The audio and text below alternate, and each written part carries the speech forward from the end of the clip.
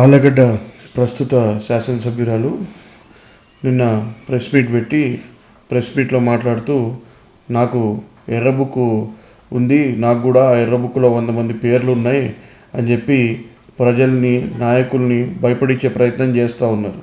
నేను ఒకటే చెప్తున్నా, ఆళ్ళగడ్డలో ఎవరుని ఎర్ర బుక్కులకి పచ్చ బుక్కులకి భయపడే వాళ్ళు లేరు. ఆళ్ళగడ్డలో తీవ్ర స్థాయిలో ఫ్రాక్షన్ ఉన్నప్పుడే ఎదుర్కొన్న కార్యకర్తలు నాయకులు అందరూ కూడా ఉన్నారు.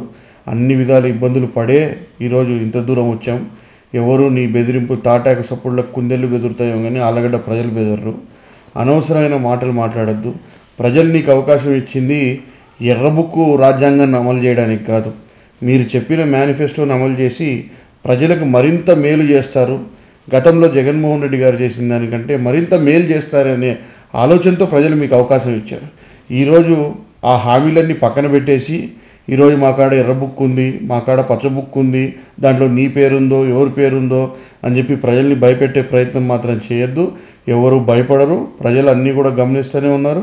ఖచ్చితంగా నువ్వు చేసే అవినీతి మీద వసూళ్ళ మీద చర్చకు కూడా వాళ్ళు ప్రజలే ఒకరోజు సిద్ధమై వస్తారు. అంతవరకు ఓపిక పట్టు. ఆ రోజు కూడా దగ్గరలోనే ఉంది, తొందరపడద్దు.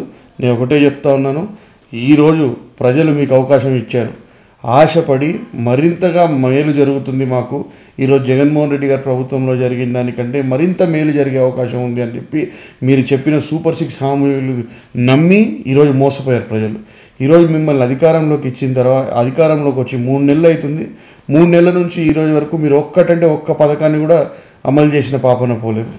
ఏమన్నంటే సాక్షాత్తు మీ ముఖ్యమంత్రి గారే అసెంబ్లీలో అంటాడు, ఏమని, నేను అన్ని హామీలు ఇచ్చేశాను, ఈరోజు చూస్తే భయం వేస్తుంది అంటాడు. అంటే 14 ఏళ్ళు ముఖ్యమంత్రిగా చేశాను, నేను ఎన్నో ఆర్థిక సంస్కరణలు తెచ్చాను, నేను వీళ్ళకి కంప్యూటర్ నేనే కనిపెట్టాను, ఇది నేనే కనిపెట్టాను అని చెప్పుకునే వ్యక్తికి మరి రాష్ట్ర ఆర్థిక పరిస్థితి తెలియదు. ఆ హామీలు ఇచ్చేటప్పుడు ఏ పరిస్థితుల్లో ఉందో రాష్ట్ర ఆర్థిక పరిస్థితి తెలియదు ఆయనకి. ఈరోజు కేవలం ఏదో ఒక రకంగా అధికారంలోకి రావాలా అని చెప్పి ప్రజలకి అలివిగాని హామీలు ఇచ్చి ఈరోజు మీరు అధికారంలోకి వచ్చారు. మీకు చేతనైతే ఆ హామీలను నెరవేర్చండి. అంతేగాని ఇట్లా మీరు బెదిరించి రాజకీయాలు చేయాలనుకుంటే ఎవరు భయపడే వాళ్ళు లేరు. దాన్ని ధీటుగా ఎదుర్కోవడానికి అందరూ కూడా సిద్ధంగా ఉన్నారు.